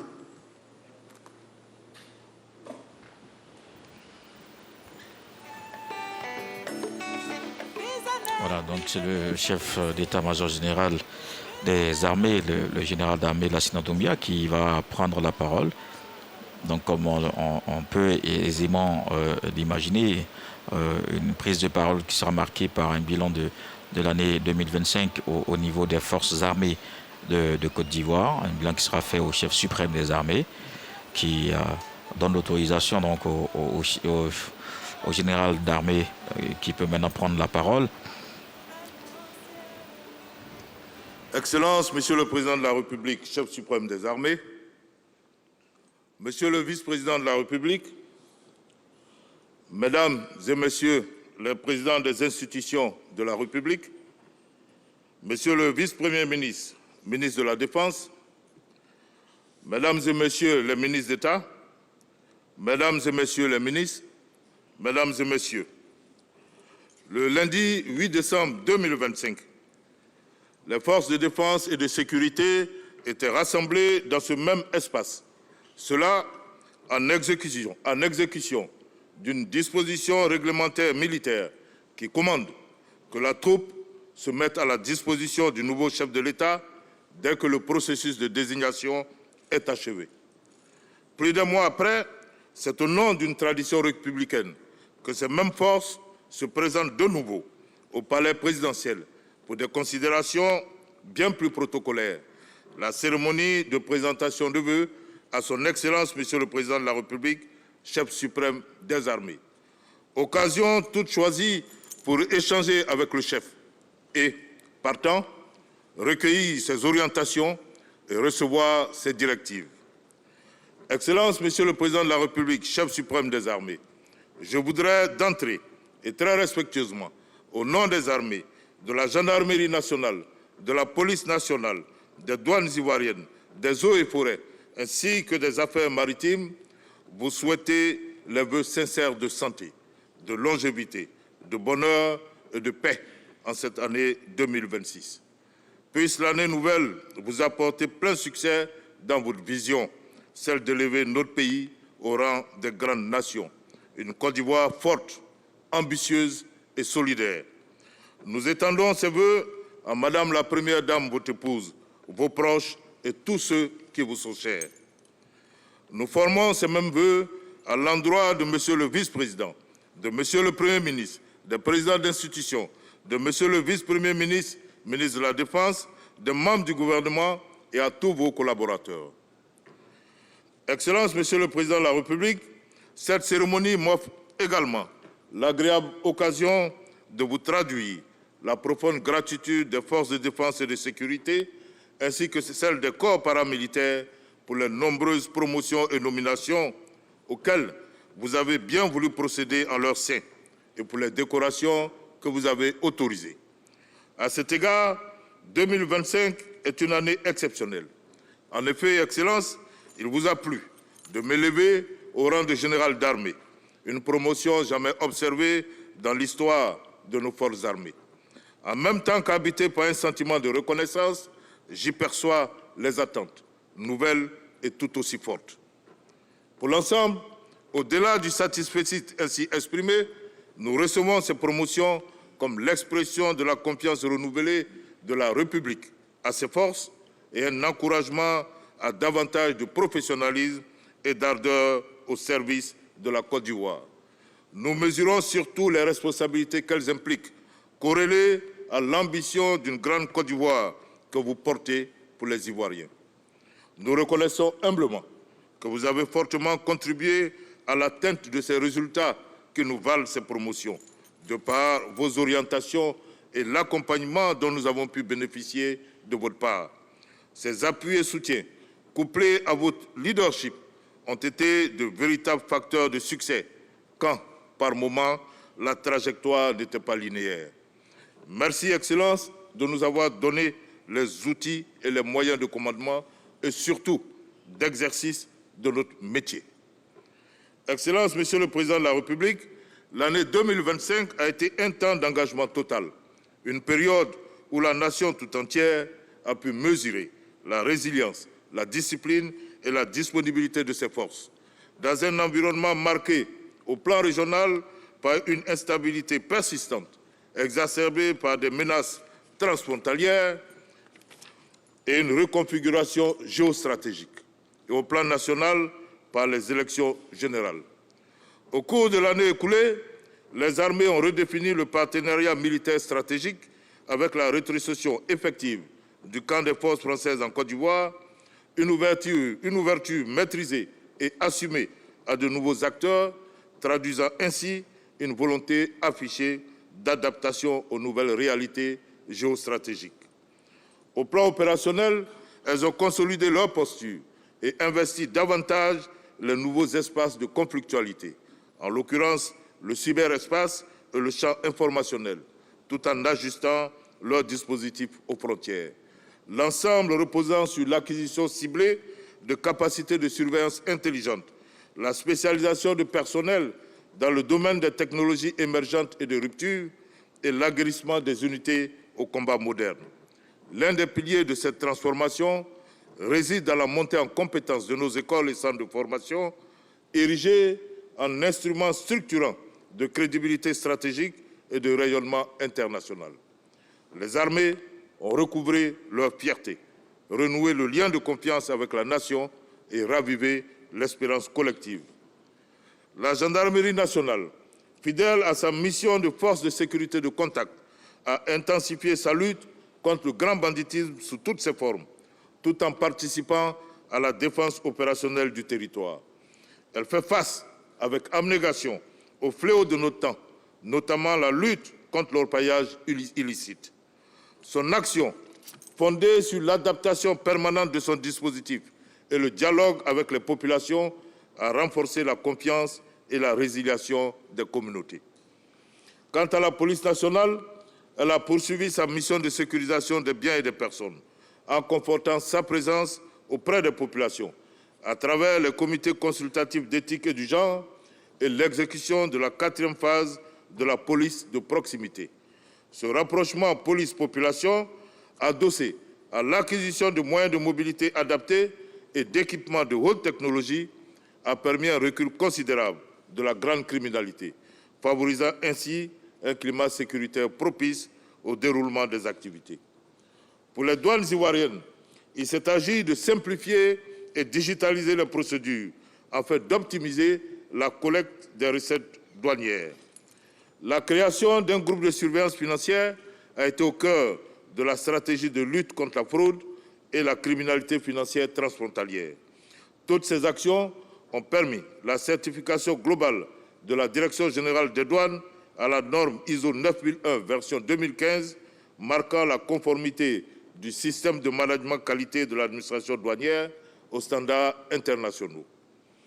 Les eaux et forêts sont restés fermes et déterminés dans leur volonté de valorisation de la faune, de gestion efficiente des ressources en eau et de reconstitution du couvert forestier ivoirien à hauteur de 3 millions d'hectares à l'horizon 2030. Ces ambitions se sont traduites sur le terrain par le renforcement de la lutte contre le trafic d'espèces protégées et le développement d'un géoportail national de suivi des forêts et des reboisements.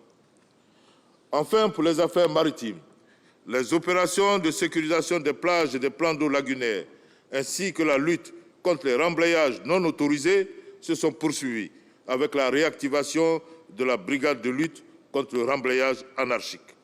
Elles ont en outre contribué à la certification à Abidjan et à San Pedro de 16 installations portuaires, de 5 plateformes pétrolières et gazières, dont les plateformes Baleine, Kong et Yamoussoukro, aux normes de sûreté code ISPS. Ainsi, la synergie et la cohérence des actions, la cohésion des forces, la mise en commun des différentes capacités, des compétences spécifiques et des expertises diverses ont permis de maintenir la quiétude dans notre pays et de préserver sa dynamique économique.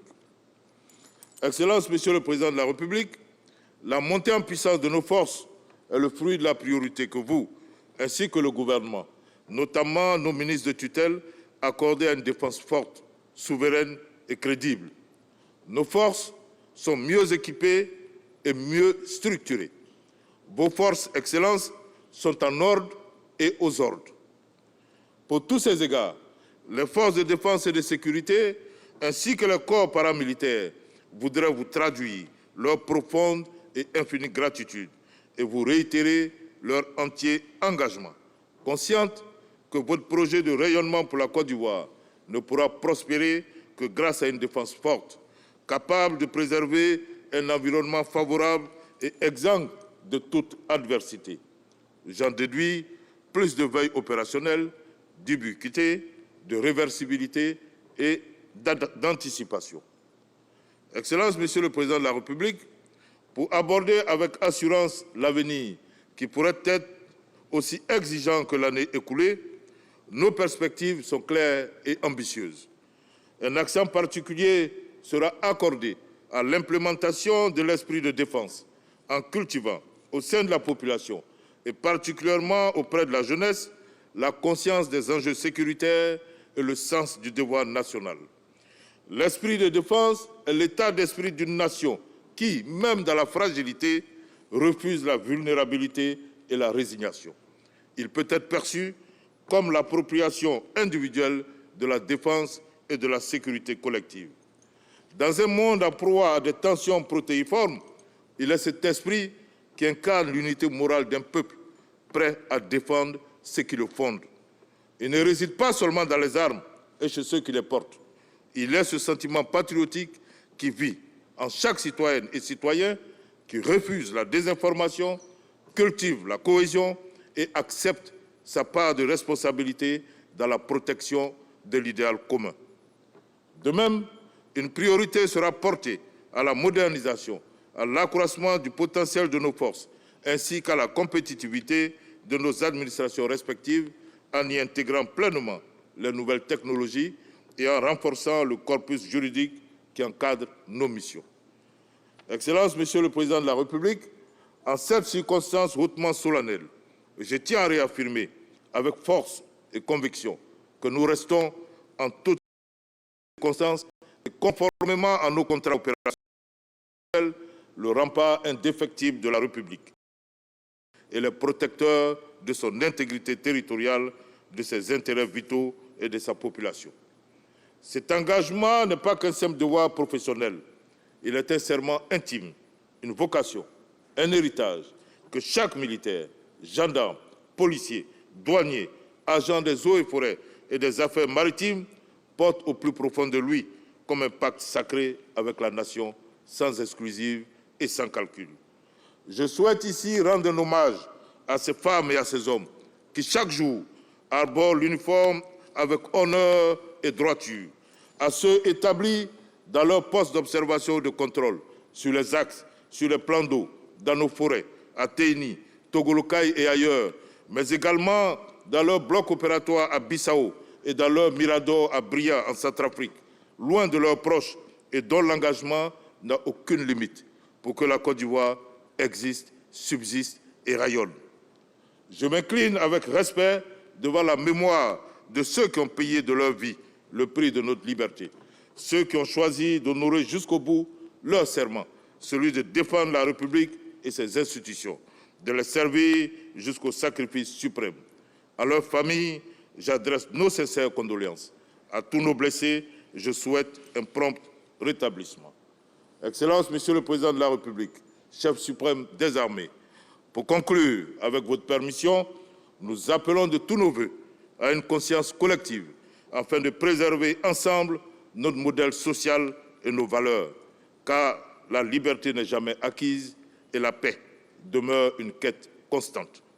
Pour leur part, les forces de défense et de sécurité, ainsi que le corps paramilitaire, se tiennent prêts à vous accompagner dans la noble vision que vous portez pour la nation.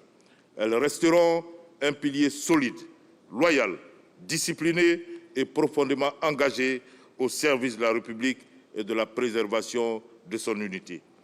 Puisse la paix, la solidarité et l'intérêt collectif guider nos actions et inspirer chacune de vos décisions pour une Côte d'Ivoire encore plus grande et plus prospère. Bonne et heureuse année à tous et à toutes. Je vous remercie de votre haute et bienveillante attention. Voilà le message du chef d'état-major général des armées, le général Lassina Doumbia, le général d'armée Lassina Doumbia, qui justement a commencé son propos, Dr Atubanga, par cette reconnaissance au président de la République qui l'a nommé à cette haute distinction dans l'armée ivoirienne. Oui, c'est le principe du chef suprême des armées. Je vous ai dit que l'armée est plus qu'accrochée à la hiérarchie. Et dans cet esprit-là, d'ailleurs, il a parlé de dernier rempart, de républicain, d'héritage. Il faut que dans chaque soldat ivoirien, dans chaque militaire, paramilitaire ivoirien, ce sens de la responsabilité, ce sens de la République, ce sens du respect du chef soit une tradition, un héritage et totalement ancré. À l'endroit de vos forces.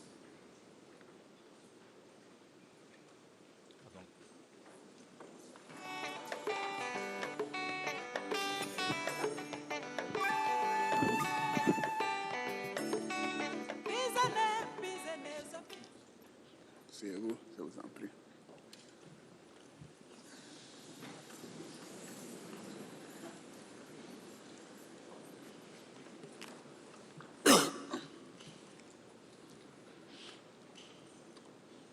Monsieur le vice-président de la République, Monsieur le Premier ministre, chef du gouvernement, Mesdames et Messieurs les présidents d'institutions, Monsieur le vice-premier ministre, ministre de la Défense, Mesdames et Messieurs les ministres d'État, Mesdames et Messieurs les ministres, Monsieur le général d'armée, chef d'état-major des armées, Messieurs les officiers généraux, Mesdames et Messieurs les officiers supérieurs et officiers. Mesdames et Messieurs, c'est avec un plaisir toujours renouvelé que je prends part à ce moment d'interaction avec vous, avec toute la haute hiérarchie de notre appareil de défense et de sécurité. C'est un rendez-vous institutionnel clé qui, au-delà des échanges de vœux, me permet d'apprécier les efforts enregistrés au sein de chaque composante des corps des forces de défense et de sécurité. Je suis particulièrement sensible au vœu que le général d'armée, Lassina Doumbia, chef d'état-major général des armées, a bien voulu former à mon endroit, ainsi qu'à l'intention de ma famille et de mes proches collaborateurs, au nom des armées, de la gendarmerie nationale, de la police nationale, des douanes ivoiriennes, des eaux et forêts et des affaires maritimes. En retour, je souhaite pour vous-même et pour vos collaborateurs une année 2026 riche et fructueuse dans la paix et la santé. Qu'elle soit porteuse de bonheur pour vos familles et de succès pour vos projets. Officiers généraux, officiers supérieurs, je saisis cette tribune pour vous exprimer de vive voix toute ma satisfaction et la reconnaissance de la nation tout entière pour le professionnalisme que vous affichez au quotidien, le travail remarquable que vous accomplissez en permanence, ainsi que les sacrifices que vous consentez régulièrement pour la sécurité de tous nos concitoyens, la protection de nos intérêts vitaux et la préservation de la paix et de la stabilité dans notre beau pays. Les nominations, promotions et décorations prononcées en votre sein sont le résultat de votre constance dans l'effort, de votre sens élevé du devoir et de votre esprit républicain. Je voudrais tout particulièrement adresser mes vives et chaleureuses félicitations au général d'armée Lassina Doumbia, chef d'état-major général des armées, pour sa récente promotion, faisant de lui le tout premier officier ivoirien à détenir ce grade. Mon général, vous pouvez légitimement être fier de vous, fier d'arborer vos nouveaux insignes de grade, car vous les méritez amplement.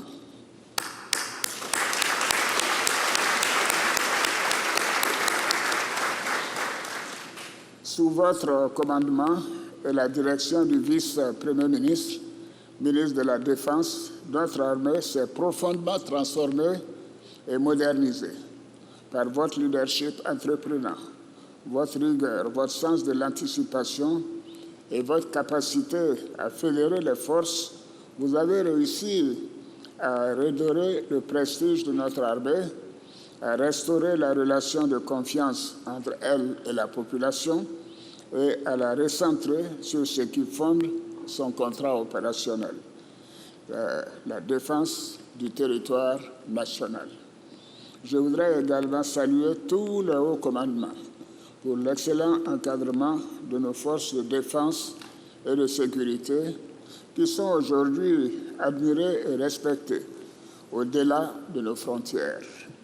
J'étends mon appréciation à l'ensemble du personnel des forces de défense et de sécurité, ainsi qu'au corps paramilitaire, pour leur dévouement sans faille au service de la patrie et des institutions de la République. C'est pour tous ces excellents résultats que le ministre de la Défense a été promu vice-premier ministre, ministre de la Défense.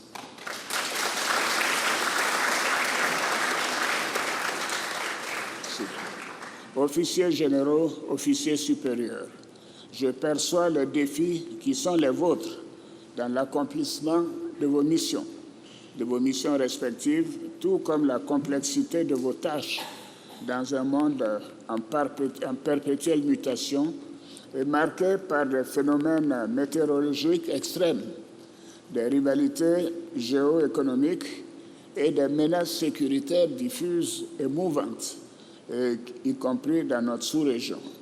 Cependant, le bilan satisfaisant que vient de dresser avec lucidité et pragmatisme le chef d'état-major général des armées me conforte quant à la pertinence des réformes opérées ces dernières années au sein des différents commandements et administrations. Celles-ci ont permis d'accroître significativement vos capacités opérationnelles, vos performances, votre crédibilité et votre légitimité, tant au plan national qu'international. Je puis vous assurer que les efforts se poursuivront pour améliorer davantage vos conditions de travail afin de doter notre pays d'un appareil sécuritaire capable de protéger ses ambitions, celle d'une Côte d'Ivoire forte, prospère, audacieuse et solidaire.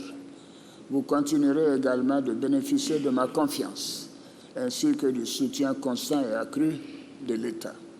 Je voudrais à ce stade de mes propos saluer l'action remarquable de vos personnels engagés dans les opérations intérieures et extérieures, ces femmes et ces hommes en uniforme, qui souvent, loin de leur famille et dans des environnements parfois difficiles, participent à la sécurité collective dans notre région, à la défense opérationnelle de notre territoire et à la préservation de nos intérêts stratégiques.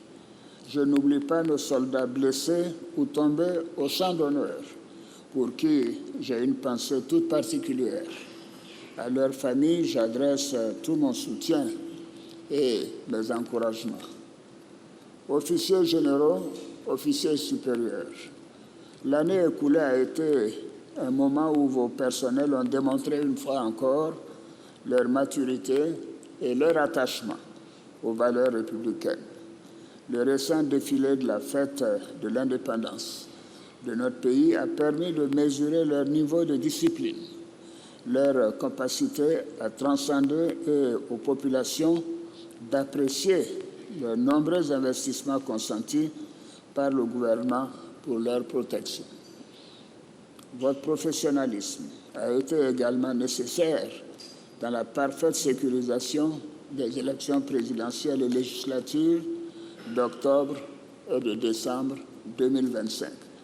Il a permis d'instaurer un climat propice à l'expression du droit de vote, de maintenir la stabilité dans notre pays, de consolider la cohésion nationale et de renforcer le jeu démocratique. Je vous engage à conserver cette posture de loyauté et de vigilance accrue qui garantira non seulement la sécurité et la quiétude à toutes les personnes vivant en Côte d'Ivoire, mais contribuera également à rassurer tous nos partenaires. Officiers généraux, officiers supérieurs, je salue l'initiative du chef d'état-major général des armées visant à renforcer l'esprit de défense en développant au sein de la jeunesse la conscience des enjeux sécuritaires dans le sens du devoir national. Elle est en parfaite adéquation avec la vision que je porte et qui s'est concrétisée par la création de l'Office du service civique national chargé de la promotion du civisme et de la coordination des programmes sur le civisme, le bénévolat et le volontariat. Comme je l'ai indiqué lors des vœux de Nouvel An à la Nation, la jeunesse demeure au cœur de nos politiques publiques. À ce titre, elle devra être éduquée aux valeurs républicaines et citoyennes. Leur insertion professionnelle, leur créativité et leur engagement sont essentiels pour bâtir l'avenir. Il s'agira donc pour vous d'accompagner cette dynamique de transformation générationnelle et d'édification de citoyens disciplinés, respectueux des lois de la République, travailleurs et unis dans leur diversité autour de la mère patrie. Vous avez tout mon appui et mes encouragements afin que soit élevé l'État-nation, socle de la résilience et de la fierté nationale. Je voudrais pour terminer réitérer à l'ensemble des forces de défense et de sécurité, ainsi qu'au corps paramilitaire, mes vœux de bonne et heureuse année 2026. Que Dieu bénisse la Côte d'Ivoire. Je vous remercie.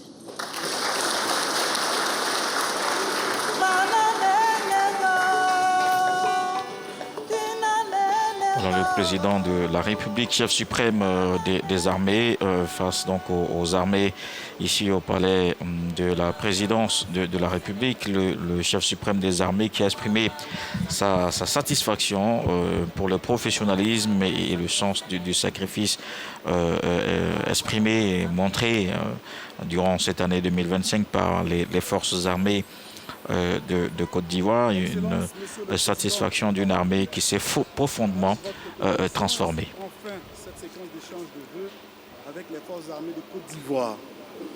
Pour mémoire, cet après-midi, ici même dans cette salle des pas perdus, nous assisterons à la présentation des vœux du monde académique, des entreprises publiques, du secteur privé et de la société civile, et ceux de la chefferie traditionnelle et des guides religieux. Nous demandons à présent à l'Assemblée de rester en place le temps pour le président de la République de se retirer. Un cocktail offert en votre honneur par le chef de l'État vous est servi dans les jardins du palais présidentiel en compagnie du vice-premier ministre, ministre de la Défense, du ministre de l'Intérieur et de la Sécurité, du ministre de l'Économie, des Finances et du Budget, du ministre des Transports et des Affaires maritimes, du ministre des Eaux et Forêts, du ministre délégué aux Affaires maritimes et de toutes les personnalités prenant part à cette cérémonie. Excellente suite de journée à tous et à toutes et bon retour chez vous. Je vous remercie. Voilà, donc, docteur Atu Banga, on l'a bien entendu, d'abord les propos du général d'armée Lassina Doumbia, qui a rappelé la disponibilité des forces pour justement plus de veille et d'anticipation, justement, parce que c'est ce qu'il faut, et aussi parler d'un aspect très important, la défense, ce n'est pas seulement, a-t-il dit, ce n'est pas seulement les armes. C'est aussi ce lien, c'est que le chef d'état-major général a baptisé esprit de défense, c'est-à-dire ce lien qu'on a entre l'armée et sa nation, c'est-à-dire comment, au-delà de l'armée, les Ivoiriens perçoivent eux-mêmes la défense, perçoivent eux-mêmes la nation, s'approprient ce lien, s'approprient leur armée. Et ça, c'est quelque chose d'important. Une puissante armée, une grande armée, est une armée qui est soutenue. C'est une armée qui partage les mêmes aspirations. Une armée qui a le soutien de sa population et une armée qui a la confiance de sa population. Donc la performance de notre armée dépend naturellement de sa capacité opérationnelle, de ses hommes, de sa formation, mais pas que. Voilà pourquoi on insiste sur cet esprit de défense. Il faut que chaque Ivoirien comprenne que chacun des soldats qu'il voit, chacun des policiers qu'il voit est quelqu'un qui est mis à son service et pour son service. En ce moment, on doit pouvoir les soutenir. Voilà pourquoi le chef d'état-major général des armées a insisté sur le principe de cet esprit de défense. Oui, mais ça se matérialise aussi peut-être par ces actions civiles-militaires qu'on voit ça et là dans plusieurs localités, justement pour renforcer ce lien, pour rapprocher d'abord ce citoyen et celui qui est en charge de la sécurité et de la défense. En effet, c'est bien pour cela. C'est bien pour cela qu'on a des journées portes ouvertes. C'est bien pour cela que lors du dernier défilé, le 7 août à Bouaké, on a eu l'après-midi pour permettre justement aux populations d'aller profiter de l'équipement militaire, des militaires. C'est bien pour cela que l'armée construit aujourd'hui des hôtels. C'est bien pour cela que l'armée ouvre les portes des casernes pour des activités sportives avec des populations. Voilà. Et donc c'est cet ensemble de choses qui vont nous mettre en mouvement, qui vont renforcer ce lien, qui vont faire que chaque Ivoirien va percevoir son armée comme le salut, comme une partie de lui-même qu'il doit soutenir.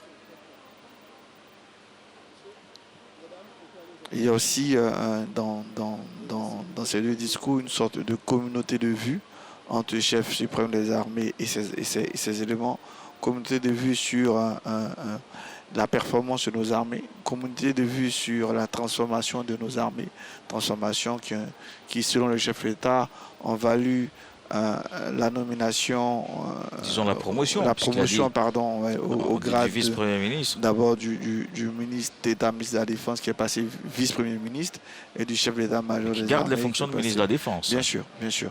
Et le chef d'état-major des armées qui est passé général d'armée. Et à travers ces deux-là, celui qui commande et celui qui conduit la politique, à travers ces deux-là, comme je l'ai dit, c'est l'ensemble des forces de défense et de sécurité, c'est l'ensemble des forces paramilitaires qui est félicité, qui est soutenu, y compris avec les femmes, parce qu'il faut préciser que cette année, par exemple, au sein de la police, on a eu une générale femme nommée, et on a eu la générale Kambilé qui est passée aussi 4 étoiles. Donc même les femmes, on leur place dans ces forces de défense et de sécurité. Oui, une matérialisation de la promotion du genre. En effet. On l'a si bien dit, c'est aussi un pan important de la politique du président de la République et surtout pour ce pour ce nouveau mandat. Donc c'est un accent particulier, il l'a rappelé dans tous ses discours. D'ailleurs, dans ses discours de fin d'année, le président de la République a salué les forces armées de Côte d'Ivoire pour leur implication. On parlait à l'instant de la sécurisation des élections, la présidentielle et les législatives, et c'est ainsi pour tous les enjeux au niveau national. On a eu un déploiement, on a une stratégie ou du moins une opération spéciale pour sécuriser l'événement en question, la vie avec la CAN, toute la mobilisation des forces, justement, et d'ailleurs, heureusement, pour cette expertise de la Côte d'Ivoire qui s'est exportée cette année au Maroc, puisque l'un des hommes a été là-bas au Maroc lors de la CAN 2025 et dans l'équipe de sécurité de la CAN au Maroc 2025. Et c'est d'ailleurs justement cette belle illustration de la réussite de la sécurisation des grands événements en Côte d'Ivoire. Et alors qu'on voit le préfet de police d'Abidjan, lui aussi nouvellement général, Yokolo Roger, qui d'ailleurs a soutenu son master en diplomatie sécuritaire. Et vous, docteur Athieu Banga, vous êtes le directeur de ce mémoire, et on en a appris assez tellement sur ces sujets. On a eu l'honneur d'y être à cette soutenance. Oui, l'attaché de défense on connaissait, mais l'attaché de sécurité intérieure beaucoup moins. Et le général Yokolo, dans son mémoire, nous a montré comment c'était possible de faire les choses et de bien les faire, tout comme on le voit avec l'attaché de défense. Bien oui, on n'a pas eu de formation. Il faut bien comprendre que ce soit au sein des écoles militaires et des écoles paramilitaires. Vous savez, par exemple, l'école de guerre, le CST de Zambacro, en partenariat avec l'université de Boaké, délivre un master à une vingtaine d'officiers chaque année. L'université de Koroko en fait de même. L'université Félix Houphouët-Boigny est en train de préparer un master. Le camp PC aussi fait des masters avec des officiers de police, des officiers de l'armée, dont le contrôleur général Yokolo Roger. C'est tout cet ensemble-là, parce que nos militaires, à un certain niveau de leur responsabilité, vont au-delà de l'opérationnel. C'est des gens qui doivent comprendre le monde autour, qui doivent comprendre comment les choses avancent. Et voilà pourquoi la Côte d'Ivoire est très fière de son école de guerre, qui s'y consacre entièrement, mais pas que. Il y a aussi des universités qui aident l'armée dans le renforcement des capacités de management et intellectuel de nos hommes. Et c'est très intéressant de voir qu'à ce niveau-là, un contrôleur général en vienne encore réapprendre, se remettre à... Et tout ça fait partie de l'esprit de défense, parce que rien qu'en assistant au mémoire du contrôleur général Yokolo Roger, vous avez bien appris, vous avez bien compris. Absolument. Voilà, Absolument. les attachés de sécurité intérieure qui sont un peu les acteurs principaux de la diplomatie, côté ministère de l'Intérieur, côté police. Oui, voilà. Alors que justement cette salle des pas perdus se vide de ces hommes et de ces femmes. Et de ces femmes. Ah oui, absolument. Sur l'image d'ailleurs, on en voit qui sortent de la salle des pas perdus. Bon, on verra si Alexis Ouedraogo, qui est dans la main courante, peut nous donner des réactions ou pas. Il faut peut-être le rappeler, c'est la grande muette. Donc il faut peut-être aussi, pourquoi pas, s'attendre donc à un mutisme après, surtout que le général d'armée a pris la parole et a donné les orientations pour 2025 et 2026 après le bilan de 2025, et surtout recueilli les orientations du chef suprême des armées, le président de la République, qui a engagé ses forces. Alors Alexis Ouedraogo, bonjour, vous êtes dans la main courante, des réactions, on vous écoute.